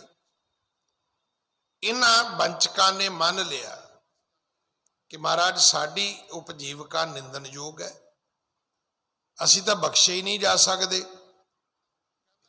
ਅਸੀਂ ਪਤਾ ਨਹੀਂ ਕਿੰਨੀ ਦੁਨੀਆ ਮਾਰ ਦਿੱਤੀ ਹੈ ਬਿਨਾਂ ਵਿਚਾਰਨ ਤੋਂ। ਬੰਦੇ ਨੂੰ ਮਾਰਨਾ ਬਹੁਤ ਵੱਡਾ ਪਾਪ ਹੈ, ਬਹੁਤ ਵੱਡਾ ਗੁਨਾਹ ਹੈ। ਹਾਂਜੀ, ਤੁਮ ਸਮਰੱਥ ਸੰਤ ਸੁਖਦਾਈ, ਆਪਣੀ ਕਲਾ ਨਾ ਹਮੈ ਦਿਖਾਈ। ਕਹਿਣ ਲੱਗੇ ਜੀ ਤੁਸੀਂ ਸਮਰੱਥ ਹੋ, ਤੁਸੀਂ ਸੰਤ ਹੋ, ਤੁਸੀਂ ਸਾਡੇ ਨਗਰ ਆਏ, ਸਾਡੇ ਘਰਾਂ ਵਿੱਚ ਆਏ, ਤੇ ਥੋੜੀ ਜੀ ਕਲਾ ਤੁਸੀਂ ਉੱਥੇ ਹੀ ਵਿਖਾ ਦਿੰਦੇ ਸਾਨੂੰ। ਹਾਂਜੀ। ਬਖਸ਼ੋ ਬੜੇ ਕਰੇ ਅਪਰਾਧੂ, ਪਰ ਉਪਕਾਰੀ ਹਵੈ ਜਗ ਸਾਧੂ। ਅਸੀਂ ਬੜੇ ਪਾਪ ਕੀਤੇ ਨੇ, ਭਾਵ ਕਈ ਪੀੜ੍ਹੀਆਂ ਹੋ ਗਈਆਂ, ਪਿਓ ਦਾਦੇ ਵੀ ਇਹੋ ਕੰਮ ਕਰਦੇ ਸੀ। ਤੁਸੀਂ ਸਾਧੂ ਹੋ, ਗੁਰੂ ਹੋ, ਸਾਡੇ ਪਾਪ, ਸਾਡੀਆਂ ਭੁੱਲਾਂ, ਸਾਡੇ ਗੁਨਾਹ ਬਖਸ਼ ਦਿਓ। ਹਾਂਜੀ। ਚਲੋ ਗ੍ਰਾਮ ਸ਼੍ਰੀ ਪ੍ਰਭੂ ਬਹੋਰੀ, ਬਿਨਤੀ ਸ਼ਰਬ ਕਰੈ ਕਰ ਜੋਰੀ। ਉਹ ਕਹਿਣ ਲੱਗੇ ਚਾਰੋ ਵੀ ਤੁਸੀਂ ਇੱਕ ਵਾਰੀ ਵਾਪਸ ਚੱਲੋ, ਜਿਹੜੀ ਭੁੱਲ ਸਾਡੇ ਤੋਂ ਹੋਈ ਅਸੀਂ ਖਿਮਾ ਮੰਗਣੀ ਚਾਹੁੰਦੇ ਆ, ਆਪਣੀ ਭੁੱਲ ਬਖਸ਼ਾਉਣੀ ਚਾਹੁੰਦੇ ਆ, ਕੱਲੀ ਆਪਣੀ ਨਹੀਂ, ਪੂਰੇ ਪਿੰਡ ਦੀ। ਅੱਗੇ ਤੋਂ ਅਸੀਂ ਤੁਹਾਡੇ ਤੋਂ ਉਪਦੇਸ਼ ਲੈਣਾ ਚਾਹੁੰਦੇ ਆ, ਇੱਕ ਵਾਰੀ ਕਿਰਪਾ ਕਰੋ ਤੇ ਸਾਡੇ ਪਿੰਡ ਵਾਪਸ ਚੱਲੋ। ਹਾਂਜੀ। ਅਗ ਉਹ ਕਨ ਮੈਂ ਹਮ ਗਲਤਾਨਾ, ਹਿੰਸਾ ਮਹਿ ਦਿਨ ਰਹਿਣ ਬਿਤਾਨਾ। ਅਸੀਂ ਲੋਕ ਪਾਪਾਂ ਦੇ ਵਿੱਚ, ਅੱਗ ਕਹਿੰਦੇ ਨੇ ਪਾਪ ਨੂੰ, ਅਸੀਂ ਪਾਪਾਂ ਦੇ ਵਿੱਚ ਦਿਨ ਰਾਤ ਰਹਿੰਦੇ ਆ, ਕੰਮ ਧੰਦਾ ਹੀ ਨਹੀਂ ਸੀ ਕਰਦੇ ਉਹ ਲੋਕ। ਇਹ ਜਿਹੜਾ ਇੱਕ ਸ਼ਬਦ ਹੈ ਨਾ ਗੁਰੂ ਨਾਨਕ ਸਾਹਿਬ ਦਾ ਕਿਰਤ ਕਰਨੀ, ਇਹਦੇ ਬਹੁਤ ਵੱਡੇ ਅਰਥ ਨੇ, ਇਹਦੇ ਬਹੁਤ ਵੱਡੇ ਅਰਥ ਨੇ। ਮੈਂ ਬਹੁਤ ਵਾਰੀ ਬੇਨਤੀ ਕੀਤੀ ਹੈ ਕਿ ਇੱਕ ਗੁਰਸਿੱਖ ਨੇ ਇਸ ਕਰਕੇ ਆਪਣੀ ਧੀ ਦਾ ਰਿਸ਼ਤਾ ਨਹੀਂ ਸੀ ਕੀਤਾ, ਜਦੋਂ ਪੁੱਛਿਆ ਕਿ ਮੁੰਡਾ ਕੀ ਕਰਦਾ ਹੈ, ਤੇ ਮੁੰਡੇ ਦਾ ਪਿਓ ਕਹਿਣ ਲੱਗਾ ਸਰਦਾਰ ਜੀ ਸਾਡਾ ਘਰ ਵੇਖਿਆ। ਕਹਿੰਦਾ ਜੀ ਵੇਖ ਲਿਆ। ਨੌਕਰ ਚਾਕਰ ਵੇਖੇ ਨੇ? ਕਹਿੰਦਾ ਜੀ ਵੇਖ ਲਏ ਨੇ। ਤੇ ਕਹਿੰਦਾ ਫਿਰ ਮੇਰੇ ਮੁੰਡੇ ਨੂੰ ਕੰਮ ਕਰਨ ਦੀ ਕੀ ਲੋੜ ਹੈ? ਕਹਿੰਦਾ ਜੀ ਵਾਹਿਗੁਰੂ ਜੀ ਕਾ ਖਾਲਸਾ ਤੇ ਵਾਹਿਗੁਰੂ ਜੀ ਕੀ ਫਤਿਹ। ਕਹਿੰਦਾ ਜੀ ਜੇ ਤੁਹਾਡਾ ਮੁੰਡਾ ਵਿਹਲੜ ਹੈ ਤੇ ਮੈਂ ਆਪਣੀ ਕੁੜੀ ਨਹੀਂ ਵਿਆਹੁਣੀ। ਅਮੂਮਨ ਤੁਹਾਨੂੰ ਇਹ ਲੱਗੇਗਾ ਵੀ ਇਹ ਵੀ ਭਲਾ ਕੋਈ ਗੱਲ ਹੈ। ਹਾਂ ਹੈ ਭਾਈ, ਇੱਕ ਚੀਜ਼ ਤੇ ਤੁਸੀਂ ਵੀ ਮੰਨਦੇ ਹੋ ਕਿ ਵਿਹਲਾ ਮਨ ਸ਼ੈਤਾਨ ਦਾ ਘਰ। ਤੋ ਸ਼ੈਤਾਨੀ ਦੇ ਅਰਥ ਕਿੰਨੇ ਨਿਕਲਣਗੇ ਮੁੜ ਕੇ ਤੁਹਾਨੂੰ ਪਤਾ ਹੀ ਨਹੀਂ।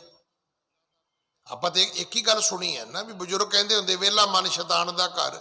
ਸ਼ੈਤਾਨ ਦਾ ਘਰ ਤੇ ਹੋ ਗਿਆ ਤੇ ਸ਼ੈਤਾਨੀਆਂ ਗਿਣੀਆਂ ਵੀ ਕਿੰਨੀਆਂ ਕੁ ਕਰ ਸਕਦਾ ਮਨ। ਅਗਰ ਤੁਸੀਂ ਆਪਣੇ ਆਪ ਨੂੰ ਠੀਕ ਰੱਖਣਾ ਹੈ ਤੇ ਤੁਹਾਨੂੰ ਕਿਰਤ ਕਰਨੀ ਚਾਹੀਦੀ ਹੈ। ਤੰਦਰੁਸਤੀ ਵਾਸਤੇ ਵੀ ਕਿਰਤ ਜ਼ਰੂਰੀ ਹੈ, ਉਪਜੀਵਕਾ ਵਾਸਤੇ ਵੀ ਕਿਰਤ ਜ਼ਰੂਰੀ ਹੈ, ਸੰਸਾਰ ਦੇ ਸਮਾਜ ਦੀ ਸੇਵਾ ਵਾਸਤੇ ਵੀ ਕਿਰਤ ਜ਼ਰੂਰੀ ਹੈ, ਆਪਣੇ ਆਪ ਨੂੰ ਠੀਕ ਰੱਖਣ ਵਾਸਤੇ ਵੀ ਕਿਰਤ ਜ਼ਰੂਰੀ ਹੈ। ਸ਼ੈਤਾਨੀਆਂ ਸਿਰਫ ਵਿਹਲੇ ਬੰਦੇ ਕਰਦੇ ਨੇ, ਕੰਮਕਾਰ ਵਾਲਾ ਬੰਦਾ ਸ਼ੈਤਾਨੀ ਨਹੀਂ ਕਰੇਗਾ। ਮੈਂ ਤੇ ਸੰਗਰਾਂਦ ਵਾਲੇ ਦਿਨ ਵੀ ਬੇਨਤੀ ਕੀਤੀ ਸੀ, ਜਿਹੜਾ ਕੰਮ ਧੰਦੇ ਵਾਲਾ ਬੰਦਾ ਹੈ ਉਹ ਤੁਹਾਨੂੰ 9-10 ਵਜੇ ਰਾਤੀ ਸੁੱਤਾ ਮਿਲੇਗਾ, ਤੇ ਦੂਜਾ ਆਦਮੀ ਉਹ 9-10 ਵਜੇ ਘਰੋਂ ਬਾਹਰ ਨਿਕਲੇਗਾ, ਉਹ ਰਾਤੀ 3-4 ਵਜੇ ਆਏਗਾ। ਹੁਣ ਕੀ ਕਰੇਗਾ ਰਾਤ ਨੂੰ ਇਹ ਤੁਹਾਨੂੰ ਵਾਹਿਗੁਰੂ ਜਾਣੇ ਵੀ ਕੀ ਕਰੇਗਾ। ਕੰਮ ਧੰਦੇ ਵਾਲਾ ਬੰਦਾ ਨਹੀਂ ਰਾਤ ਨੂੰ ਜਾਗ ਸਕਦਾ, ਉਹ ਤੇ ਰਾਤ ਸੋਏਗਾ ਨਹੀਂ ਤੇ ਸਵੇਰੇ ਕੰਮ ਕਿਵੇਂ ਕਰੇਗਾ। ਇਸ ਕਰਕੇ ਕਿਰਤ ਦੇ ਅਰਥ ਅਸੀਂ ਸਮਝ ਹੀ ਨਹੀਂ ਪਾਏ। ਕਿਰਤ ਕਰਨ ਵਾਲਾ ਇਨਸਾਨ ਜਿਹੜਾ ਹੈ ਉਹ ਕਦੇ ਪਾਪ ਕਰੇਗਾ ਹੀ ਨਹੀਂ। ਵੇਖੋ, ਜਿਹਨੂੰ ਕਮਾ ਕੇ ਰੋਟੀ ਮਿਲਦੀ ਹੋਵੇ ਉਹ ਮੰਗ ਕੇ ਕਿਉਂ ਖਾਏਗਾ? ਜਿਹਨੂੰ ਕਮਾ ਕੇ ਮਿਲਦੀ ਉਹ ਲੁੱਟ ਕੇ ਕਿਉਂ ਖਾਏਗਾ? ਜਿਹਨੂੰ ਕਮਾ ਕੇ ਮਿਲਦੀ ਉਹ ਚੁਰਾ ਕੇ ਕਿਉਂ ਖਾਏਗਾ? ਜਿਹਦੇ ਕੋਲ ਆਪਣੀਆਂ ਰੋਟੀਆਂ ਠੀਕ ਠਾਕ ਨੇ ਉਹ ਦੂਜੇ ਨਾਲ ਹੇਰਾ ਫੇਰੀ ਕਿਉਂ ਕਰੇਗਾ? ਉਹਨੂੰ ਕੀ ਲੋੜ ਹੈ?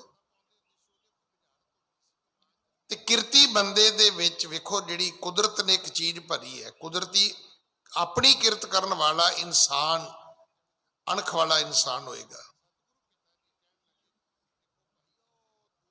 ਜਿੰਨਾ 2 ਨੰਬਰ ਦਾ ਧੰਦਾ ਕਰਨ ਵਾਲਾ ਬੰਦਾ ਹੋਏਗਾ ਓਨਾ ਹੀ ਖਚਰਾ ਹੋਏਗਾ, ਓਨਾ ਹੀ ਮਚਲਾ ਹੋਏਗਾ, ਓਨਾ ਹੀ ਬੇਈਮਾਨ ਹੋਏਗਾ, ਓਨਾ ਹੀ ਫਫੇਕੁੱਟ ਹੋਏਗਾ। ਇੰਨਾ ਮਿੱਠਾ ਬੋਲੇਗਾ ਤੁਹਾਡੇ ਨਾਲ,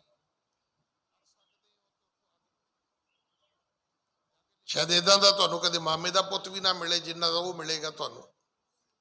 ਜਿਹੜਾ ਕਿਰਤੀ ਆਦਮੀ ਹੋਏਗਾ ਉਹ ਅਣਖ ਵਾਲਾ ਹੋਏਗਾ, ਗੈਰਤ ਵਾਲਾ ਹੋਏਗਾ, ਉਹ ਬਟਰਿੰਗ ਨਹੀਂ ਕਰੇਗਾ ਤੁਹਾਡੀ। ਉਹਨੂੰ ਕੀ ਲੋੜ ਹੈ ਕਿਸੇ ਦੀ ਬਟਰਿੰਗ ਕਰਕੇ ਰੋਟੀ ਖਾਣ ਦੀ?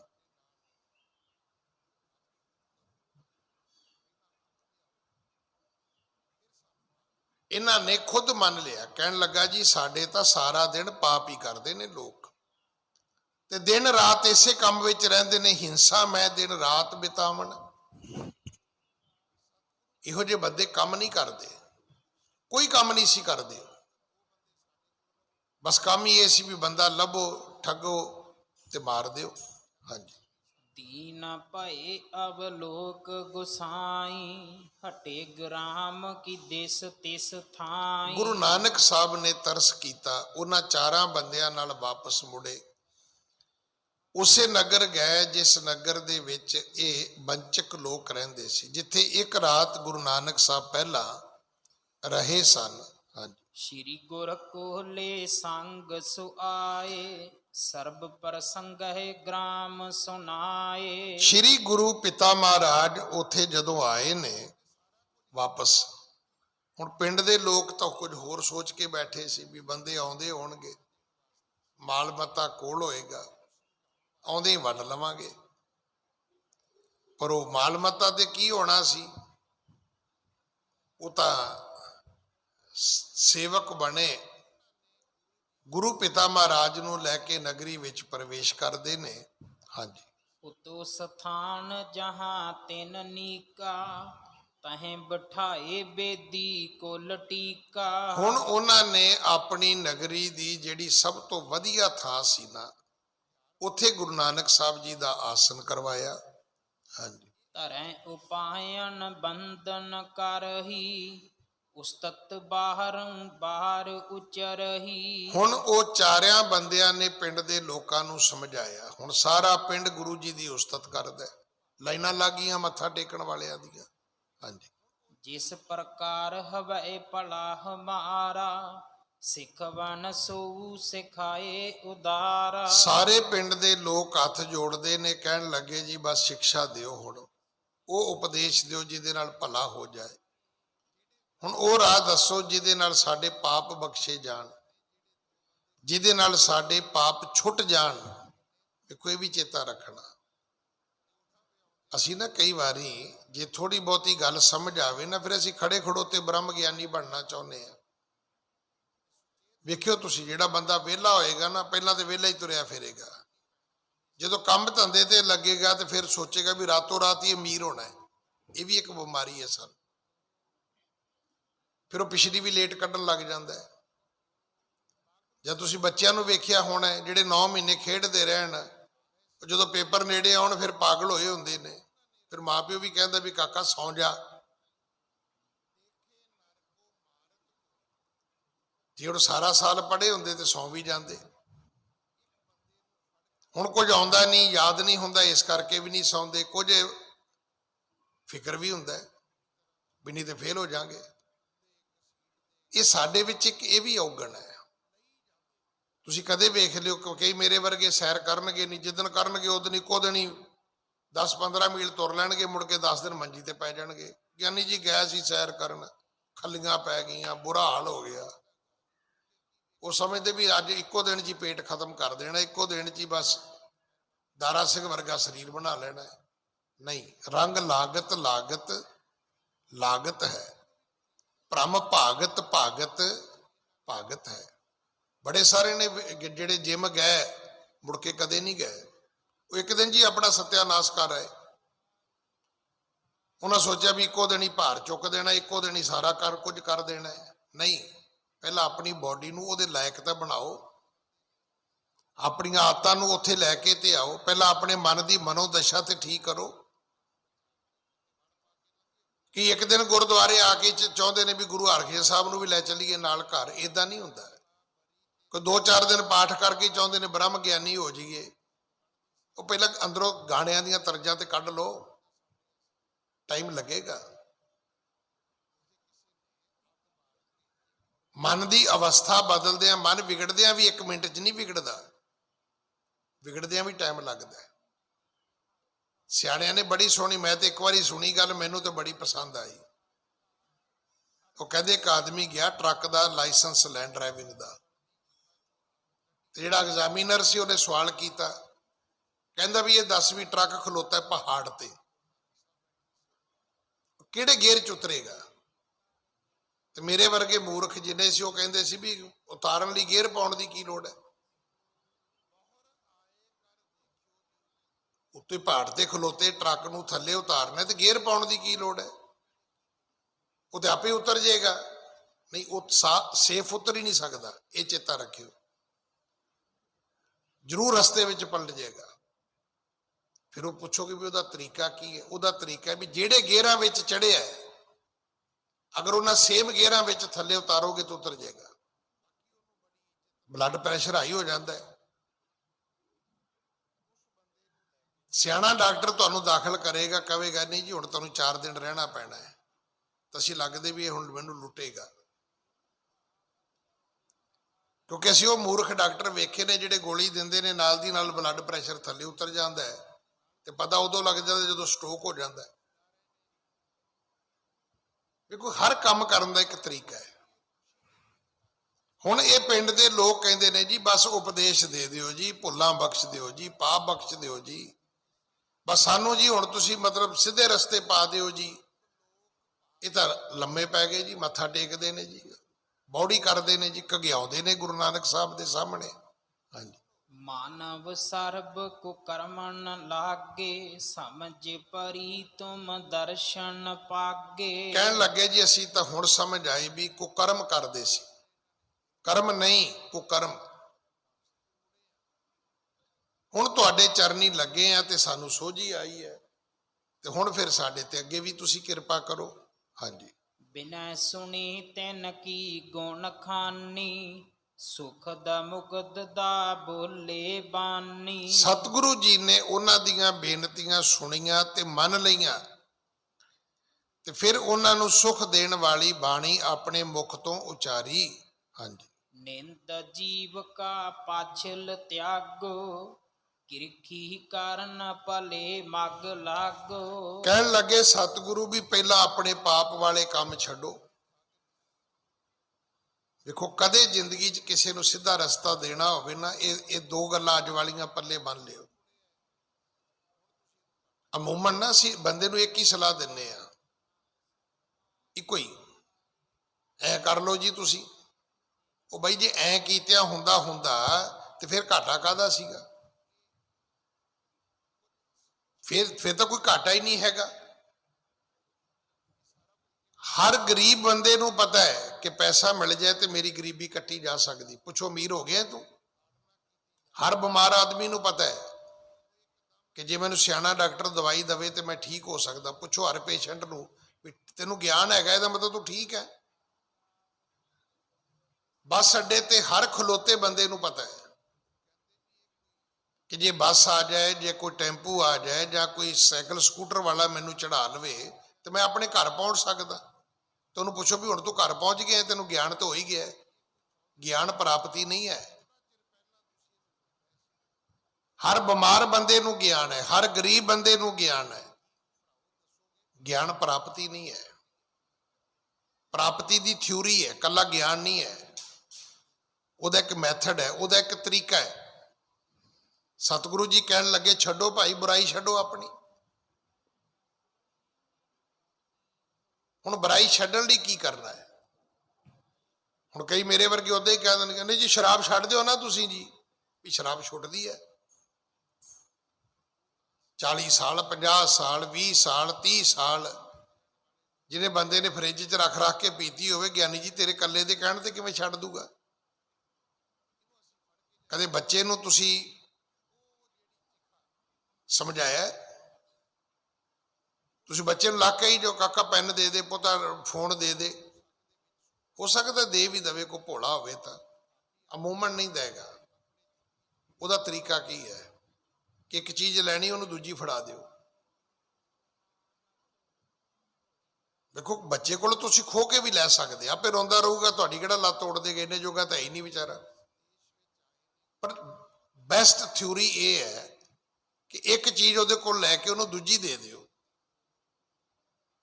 ਜਿਹੜੀ ਉਹਦੇ ਲਈ ਠੀਕ ਹੈ। ਸਤਿਗੁਰੂ ਨੇ 2 ਗੱਲਾਂ ਕੀਤੀਆਂ। ਕਹਿਣ ਲੱਗੇ ਪਹਿਲਾਂ ਤੇ ਇਹ ਛੱਡੋ, ਅਗਲੀ ਗੱਲ ਕਹਿੰਦੇ ਤੁਸੀਂ ਖੇਤੀਬਾੜੀ ਕਰੋ। ਇਸ ਤੋਂ ਵਧੀਆ ਦੁਨੀਆ ਦੇ ਵਿੱਚ ਧਰਮ ਕੋਈ ਨਹੀਂ ਜੇ। ਅਗਰ ਤੁਹਾਨੂੰ ਕੋਈ ਬੰਦਾ ਦੁਨੀਆ 'ਚ ਕਵੇ ਕਿ ਮੈਂ 10 ਨੋਹਾਂ ਦੀ ਰੋਟੀ ਖਾਣੀ ਹੈ ਤਾਂ ਸਿਰਫ ਕੇਵਲ ਤੇ ਕੇਵਲ ਖੇਤੀਬਾੜੀ ਹੈ। ਉਹ ਖੇਤੀਬਾੜੀ ਜਿਹੜੀ ਗੁਰੂ ਨਾਨਕ ਸਾਹਿਬ ਨੇ ਖੁਦ 18 ਸਾਲ ਕੀਤੀ ਹੈ।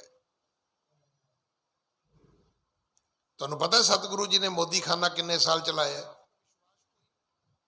17। ਆਪਣੇ ਪਿੰਡ ਕਿੰਨੇ ਸਾਲ ਰਹੇ? 14। ਕਿਹਨਾਂ ਨੂੰ ਲੱਗਦਾ ਵੀ 4-5 ਸਾਲਾਂ ਦਾ ਬਾਬਾ ਨਾਨਕ ਪਿੰਡ ਛੱਡ ਕੇ ਚਲਾ ਗਿਆ ਸੀ? ਕਿਉਂਕਿ ਆਪਾਂ ਗਿਣਤੀ ਤਾਂ ਕਰਦੇ ਹੀ ਨਹੀਂ ਨਾ। ਫਿਰ ਗੁਰੂ ਨਾਨਕ ਸਾਹਿਬ ਨੇ ਦੁਨੀਆ ਦਾ ਉਧਾਰ ਕੀਤਾ ਤਾਂ ਕਈਆਂ ਨੂੰ ਇਦਾਂ ਲੱਗਦਾ ਵੀ ਉਹ ਤਾਂ ਰਬਾਬ ਤੇ ਚੜਿਆ ਹੁੰਦਾ ਸੀਗਾ ਤੇ ਸਵੇਰੇ ਜਾਂਦਾ ਸੀ, ਸ਼ਾਮੀ ਘੁੰਮ ਕੇ ਮੋੜ ਆਉਂਦਾ ਸੀ। 21 ਸਾਲ ਲਾਏ ਬਾਬੇ ਨੇ, 21 ਸਾਲ ਟਰੈਵਲ ਕੀਤਾ ਹੈ, 21 ਸਾਲ ਦਾ। ਫਿਰ ਬਾਬਾ ਕਰਤਾਰਪੁਰ ਆ ਗਿਆ ਜੀ, ਉਹਨੇ ਖੇਤੀਬਾੜੀ ਕੀਤੀ। ਖੇਤੀਬਾੜੀ ਆਪਾਂ ਸੋਚਿਆ ਵੀ ਸ਼ਾਇਦ ਆਲੂ ਗੰਢੇ ਲਾਏ ਹੋਣੇ ਨੇ, ਖਰਬੂਜੇ ਖਖੜੀਆਂ ਬੀਜੀਆਂ ਹੋਣੀਆਂ ਨੇ, ਮੁੱਕ ਗਿਆ ਕੰਮ। 18 ਸਾਲ ਖੇਤੀ ਕੀਤੀ ਹੈ। ਸਭ ਤੋਂ ਉੱਤਮ ਖੇਤੀ ਹੈ। ਸਤਿਗੁਰੂ ਉਹਨਾਂ ਪਿੰਡ ਦੇ ਲੋਕਾਂ ਨੂੰ ਕਹਿੰਦੇ ਨੇ, ਪਹਿਲੀ ਗੱਲ ਬੰਦੇ ਮਾਰਨੇ ਛੱਡੋ। ਹੁਣ ਬੰਦੇ ਮਾਰਨੇ ਤੇ ਛੱਡ ਦਈਏ, ਉਹ ਪੁੱਛਣਗੇ ਵੀ ਖਾਈਏ ਕੀ, ਜਾਈਏ ਕਿਹੜੇ ਖੂਹ 'ਚ? ਸਤਿਗੁਰੂ ਕਹਿੰਦੇ ਖੇਤੀਬਾੜੀ ਕਰੋ। ਖੇਤੀਬਾੜੀ ਜਿਹੜੀ ਹੈ, ਇਸ ਤੋਂ ਉੱਤਮ ਕਰਮ ਹੋਰ ਕੋਈ ਨਹੀਂ ਹੈਗਾ। ਤੁਹਾਨੂੰ ਪਤਾ ਹੈ ਖੇਤੀ ਕਰਨ ਲਈ ਕੀ ਕਰਨਾ ਪੈਂਦਾ ਹੈ? ਜਿਹੜੇ ਘਰ ਵਿੱਚ ਪਿਛਲੇ ਸਾਲ ਦੇ ਦਾਣੇ ਸੰਭਾਲੇ ਹੁੰਦੇ ਨੇ ਨਾ, ਪਹਿਲਾਂ ਉਹ ਕੱਢ ਕੇ ਜਾ ਕੇ ਖੇਤ ਵਿੱਚ ਬੀਜਣੇ ਪੈਂਦੇ ਨੇ। ਬੀਜ ਤੇ ਹੁਣ ਫਿਰ ਰੱਬ ਅੱਗੇ ਏਦਾਂ ਹੱਥ ਜੋੜਨੇ ਪੈਂਦੇ ਨੇ, ਮਹਾਰਾਜ ਜੀ ਉੱਗ ਪੈਣ, ਉੱਗ ਪਏ। ਫਿਰ ਜਦੋਂ ਬੱਦਲ ਆਉਣ ਫਿਰ ਹੱਥ ਜੋੜਨੇ ਪੈਂਦੇ ਨੇ, ਕਦੇ ਰੱਬਾ ਮੀਂਹ ਪਾ ਦੇ। ਕਦੇ ਜਦੋਂ ਪੱਕ ਜਾਂਦੀ ਫਸਲ ਫਿਰ ਕਹਿੰਦੇ ਰੱਬਾ ਹੁਣ ਨਾ ਪਾਈ। ਜ਼ਿਮੀਂਦਾਰ ਇੱਕ ਐਸਾ ਜਿਹਦੀ ਟੋਟਲ ਲਾਈਫ ਜਿਹੜੀ ਹੈ ਉਹ ਰੱਬ ਤੇ ਮੁਨਸਰ ਹੈ। ਪੱਕੀ ਪਕਾਈ ਤੇ ਗੜੇ ਪੈ ਜਾਂਦੇ ਨੇ। ਵੱਡੀ ਵਡਾਈ ਮੰਡੀ ਵਿੱਚ ਪਈ ਫਸਲ ਟਰਾਲੀਆਂ ਲਾ ਕੇ ਆਇਆ ਹੈ, ਦਾਣੇ ਰੁੜ ਗਏ, ਖਤਮ। ਕਿਸਾਨ ਤੋਂ ਨੇੜੇ ਰੱਬ ਦੇ ਹੋਰ ਕੋਈ ਨਹੀਂ ਹੋ ਸਕਦਾ। ਤੁਸੀਂ ਸੁਣਿਆ ਵੀ ਕਿਸੇ ਹੋਰ ਦੀਆਂ ਵੀ ਗਾਵਾਂ ਚਾਰੀਆਂ, ਹੁਣ ਜੱਟ ਦੀਆਂ ਹੀ ਚਾਰੀਆਂ, ਧੰਨੇ ਭਗਤ ਦੀਆਂ ਰੱਬ ਨੇ। ਕਿਉਂਕਿ ਇਦੋਂ ਭੋਲਾ ਬੰਦਾ ਧਰਤੀ ਤੇ ਕੋਈ ਹੋ ਹੀ ਨਹੀਂ ਸਕਦਾ। ਗੁਰੂ ਸਾਹਿਬ ਨੇ ਉਹਨਾਂ ਨੂੰ ਉਪਦੇਸ਼ ਦਿੱਤਾ ਵੀ ਅੱਜ ਤੋਂ ਬਾਅਦ ਤੁਸੀਂ ਖੇਤੀਬਾੜੀ ਕਰਨੀ ਹੈ। ਕਿਰਖੀ ਕਰਨ ਭਲੇ ਮਗ ਲਾਗੋ। ਕਿਰਖੀ ਕਹਿੰਦੇ ਨੇ ਕਿਰਸਾਨੀ ਕਰੋ, ਇਹ ਭਲਾ ਮਾਰਗ ਹੈ। ਹਾਂਜੀ। ਅਬ ਜੇਤੋ ਘਰ ਮੈਂ ਹੋ ਦਰਬਾ, ਪਾਪਣ ਕਾ ਸੋ ਲਟਾਵੋ ਸਰਬਾ। ਤੇ ਜਿਹੜਾ ਧਨ ਤੁਹਾਡੇ ਘਰ ਵਿੱਚ ਹੈ ਇਹ ਪਾਪ ਦਾ ਧਨ ਹੈ। ਇਹਨੂੰ ਜਿੰਨੀ ਛੇਤੀ ਹੋ ਸਕੇ ਇਹਨੂੰ ਕੱਢੋ ਬਾਹਰ, ਖਤਮ ਕਰੋ, ਇਹ ਲੁਟਾ ਦਿਓ। ਜਿੰਨਾ ਚਿਰ ਇਹ ਪਾਪ ਦੀਆਂ ਚੀਜ਼ਾਂ ਤੁਹਾਡੇ ਘਰ ਰਹਿਣਗੀਆਂ ਤੁਸੀਂ ਸੁਖੀ ਨਹੀਂ ਹੋ ਸਕਦੇ। ਸਾਨੂੰ ਪਤਾ ਹੀ ਨਹੀਂ। ਸਾਡੇ 'ਚ ਬੜੇ ਲੋਕ ਨੇ ਜਿਹੜੇ ਸਿਰਫ ਇਸ ਕਰਕੇ ਪਾਪ ਕਰਦੇ ਰਹਿੰਦੇ ਨੇ ਵੀ ਜੀ ਜਦੋਂ ਬਿਮਾਰ ਹੋਏ ਉਦੋਂ ਕੰਮ ਆਏਗਾ। ਵੀ ਬਿਮਾਰ ਹੋਣਾ ਕੋਈ ਜ਼ਰੂਰੀ ਹੈ? ਆ ਪਿਛਲੇ ਦਿਨ ਇਹੀ ਪਾਪ ਕੀਤਾ ਸੀ। 4 ਸਿਲੰਡਰ ਤੁਸੀਂ ਰੱਖ ਲਏ, 2 ਮੈਂ ਰੱਖ ਲਏ, 3 ਇਹਨੇ ਰੱਖ ਲਏ। ਉਹ ਜੀ ਜਦੋਂ ਲੋੜ ਪਵੇਗੀ, ਲੋੜ ਪਈ ਨਹੀਂ, ਤੇ ਜਿਨ੍ਹਾਂ ਨੂੰ ਲੋੜ ਸੀ ਉਹ ਮਰ ਗਏ। ਤਾਂ ਪਾਪ ਚੜੇਗਾ ਨਹੀਂ? ਸਾਨੂੰ ਚੜੇਗਾ, ਜ਼ਰੂਰ ਚੜੇਗਾ। ਜਿਨ੍ਹਾਂ ਸਟਾਕ ਕੀਤਾ ਉਹਨਾਂ ਨੂੰ ਪਾਪ ਲੱਗੇਗਾ। ਕਿਉਂ ਨਹੀਂ ਅਸੀਂ ਸੋਚਦੇ ਕਿ ਭਾਈ ਮੈਨੂੰ ਪਾਪ ਕਿਉਂ ਲੱਗੇਗਾ, ਮੈਨੂੰ ਦੁੱਖ ਕਿਉਂ ਆਏਗਾ? ਮੈਂ ਤੇ ਕਦੇ ਰੱਬ ਦਾ ਮਾੜਾ ਨਹੀਂ ਕੀਤਾ, ਨਹੀਂ ਕੀਤਾ ਤੇ ਤੁਹਾਨੂੰ ਦੁੱਖ ਕਦੇ ਨਹੀਂ ਹੋਏਗਾ। ਅਗਲੀ ਗੱਲ, ਅਗਰ ਤੁਸੀਂ ਜੀਵਨ ਵਿੱਚ ਪੁੰਨ ਕੀਤਾ, ਚੇਤਾ ਰੱਖਣਾ ਉਹਦਾ ਫਲ ਤੁਹਾਨੂੰ ਜ਼ਰੂਰ ਮਿਲੇਗਾ। ਇਸ ਕੋਵਿਡ ਦੇ ਵਿੱਚ ਵੀ ਬੜੇ ਬੜੇ ਲੋਕ ਵਾਪਸ ਆਏ ਨੇ, ਰੱਬ ਨੇ ਉਹਨਾਂ ਨੂੰ ਜੀਵਨ ਦਾਨ ਦਿੱਤਾ ਹੈ। ਕਈ ਲੋਕ ਘਰੇ ਕਾੜਾ ਪੀ ਕੇ ਠੀਕ ਹੋ ਗਏ ਨੇ, ਕਈ ਵੈਂਟੀਲੇਟਰ ਤੋਂ ਵੀ ਨਹੀਂ ਬਚ ਸਕੇ। ਮੈਂ ਫਿਰ ਬੇਨਤੀ ਕਰਾਂ, ਅਸੀਂ ਰੱਬ ਨੂੰ ਵਰਤਦੇ ਹਾਂ, ਮੰਨਦੇ ਨਹੀਂ ਆ, ਵਰਤਦੇ ਹਾਂ। ਜਿਵੇਂ ਅਸੀਂ ਬੰਦੇ ਨੂੰ ਵਰਤਦੇ, ਬੰਦੇ ਦੇ ਨਾਲ ਨਹੀਂ ਵਰਤਦੇ। ਮੈਂ ਸੰਗਰਾਂਦ ਵਾਲੀ ਗੱਲ ਫਿਰ ਸਾਂਝੀ ਕਰਾਂ, ਅਸੀਂ ਬੰਦੇ ਨੂੰ ਕਿਵੇਂ ਵਰਤਦੇ ਹਾਂ ਔਰ ਬੰਦੇ ਨਾਲ ਕਿਉਂ ਨਹੀਂ ਵਰਤਦੇ। ਕਦੇ ਵੇਖ ਲਿਓ ਤੁਹਾਨੂੰ ਫੋਨ ਆਏਗਾ, ਭਾਜੀ ਠੀਕ ਹੋ? ਤੁਸੀਂ ਕਹੋ ਨਹੀਂ ਮੈਂ ਬਿਮਾਰ ਆ। ਚੰਗਾ, ਫਿਰ ਆਪਣੀ ਸਿਹਤ ਦਾ ਧਿਆਨ ਰੱਖਿਓ। ਫਿਰ ਫੋਨ ਆਏਗਾ, ਭਾਜੀ ਠੀਕ ਹੋ? ਤੁਸੀਂ ਕਹਿ ਦਿਓ ਜੀ ਠੀਕ ਹੋ। ਭਾਜੀ ਕੰਮ ਸੀ ਛੋਟਾ ਜਿਹਾ। ਤੁਸੀਂ ਠੀਕ ਹੋ ਤੇ ਮੈਨੂੰ ਤੁਹਾਡੇ ਨਾਲ ਕੰਮ ਹੈ, ਪਰ ਜੇ ਤੁਸੀਂ ਬਿਮਾਰ ਹੋ ਤਾਂ ਆਪਣੀ ਸਿਹਤ ਦਾ ਧਿਆਨ ਰੱਖਿਓ। ਉਦੋਂ ਕਹਿਣਾ ਚਾਹੀਦਾ ਸੀ, ਵੀਰ ਜੀ ਮੈਂ ਆਵਾਂ, ਜੇ ਕਿਤੇ ਦਵਾਈ ਲੈਣ ਜਾਣਾ ਹੋਵੇ ਤੇ ਮੈਂ ਆਵਾਂ, ਜੇ ਕਿਸੇ ਡਾਕਟਰ ਨੂੰ ਵਿਖਾਉਣਾ ਹੈ ਤੇ ਮੈਂ ਆਵਾਂ ਨਾ। ਆਪਣਾ ਧਿਆਨ ਰੱਖਿਓ ਕਹਿੰਦਾ, ਕਿਉਂਕਿ ਅਸੀਂ ਸਿਰਫ ਵਰਤਣਾ ਜਾਣਦੇ ਆ, ਬੰਦੇ ਨਾਲ ਵਰਤਣਾ ਨਹੀਂ ਜਾਣਦੇ। ਤੁਸੀਂ ਠੀਕ ਹੋਵੋਗੇ, ਸਭ ਦੁਨੀਆ ਤੁਹਾਨੂੰ ਵਰਤੇਗੀ। ਜਿੱਦਣ ਬਿਮਾਰ ਹੋ ਜਾਓਗੇ ਉਦੋਂ ਇੰਨੀ ਗੱਲ ਕਹਿ ਕੇ ਫੋਨ ਕੱਟ ਦੇਣਗੇ ਵੀ ਆਪਣੀ ਸਿਹਤ ਦਾ ਧਿਆਨ ਰੱਖਿਓ ਜੇ। ਅਸੀਂ ਗੁਰੂ ਨੂੰ ਵੀ ਵਰਤਦੇ ਆ, ਰੱਬ ਨੂੰ ਵੀ ਵਰਤਦੇ ਆ, ਬੰਦਿਆਂ ਨੂੰ ਤਾਂ ਰੋਜ਼ ਹੀ ਵਰਤਦੇ ਆ, ਪਰ ਕਦੇ ਰੱਬ ਦੇ ਨਾਲ ਵਰਤ ਕੇ ਵੇਖਿਓ, ਕਦੇ ਬੰਦਿਆਂ ਨਾਲ ਵਰਤ ਕੇ ਵੇਖਿਓ, ਬੰਦੇ ਤੁਹਾਡੇ ਕੰਮ ਆਉਣਗੇ। ਗੁਰੂ ਨਾਲ ਵਰਤ ਕੇ ਵੇਖਿਓ, ਗੁਰੂ ਤੁਹਾਡੇ ਕੰਮ ਆਏਗਾ। ਰੱਬ ਨਾਲ ਵਰਤਿਓ, ਰੱਬ ਵੀ ਤੁਹਾਡੇ ਕੰਮ ਆਏਗਾ, ਕਿਉਂਕਿ ਬੌੜੀ ਤੇ ਰੱਬ ਨੇ ਕਰਨੀ ਹੈ। ਸਤਿਗੁਰੂ ਜੀ ਨੇ ਉਹਨਾਂ ਨੂੰ ਸਮਝਾਇਆ ਕਿ ਪਾਪ ਦੀ ਕਿਰਤ ਛੱਡੋ, ਕਿਰਸਾਨੀ ਕਰੋ, ਤੇ ਜੋ ਕੁਝ ਤੁਹਾਡੇ ਘਰ ਵਿੱਚ ਪਾਪ ਦਾ ਹੈ ਇਹਨੂੰ ਛੇਤੀ ਬਾਹਰ ਕੱਢੋ। ਨਹੀਂ ਤੇ ਚੇਤਾ ਰੱਖਣਾ ਵੀ ਇਹ ਮਾਲ ਹੋਰ ਲੈ ਕੇ ਜਾਏਗਾ। ਇਹ ਜਿਹੜਾ ਬਾਹਰੋਂ ਆਇਆ ਹੈ ਨਾ, ਤੁਹਾਡੇ ਘਰ ਵਾਲਾ ਵੀ ਲੈ ਜਾਣਾ, ਇਹਨੇ ਉਹ ਵੀ ਲੈ ਜਾਣਾ ਹੈ। ਇਸ ਕਰਕੇ ਜਿਹੜੀ ਕਿਰਤ ਹੈ ਹਮੇਸ਼ਾ ਧਰਮ ਦੀ ਹੋਣੀ ਚਾਹੀਦੀ ਹੈ। ਇਸ ਦੇ ਨਾਲ ਹੀ ਸਮਾਂ ਸਮਾਪਤ ਹੈ। ਸਤਿਗੁਰੂ ਕਿਰਪਾ ਕਰਨ। ਭੁੱਲਾਂ ਬਖਸ਼ੋ ਜੀ, ਫਤਿਹ ਬੁਲਾਓ। ਵਾਹਿਗੁਰੂ ਜੀ ਕਾ ਖਾਲਸਾ, ਵਾਹਿਗੁਰੂ ਜੀ ਕੀ ਫਤਿਹ। ਖਾਲਸਾ ਜੀ, ਚੈਨਲ ਨੂੰ ਸਬਸਕ੍ਰਾਈਬ ਕਰਨ ਤੋਂ ਬਾਅਦ 'ਚ ਆਲ ਨੋਟੀਫਿਕੇਸ਼ਨ ਨੂੰ ਜ਼ਰੂਰ ਔਨ ਕਰੋ ਤਾਂ ਕਿ ਸਾਡੀ ਕਥਾ ਕੀਰਤਨ ਦੀ ਹਰ ਵੀਡੀਓ ਤੁਹਾਡੇ ਤੱਕ ਪਹੁੰਚਦੀ ਰਹੇ, ਅਤੇ ਵੀਡੀਓ ਨੂੰ ਲਾਈਕ ਕਰਨਾ ਨਾ ਭੁੱਲਣਾ ਜੀ।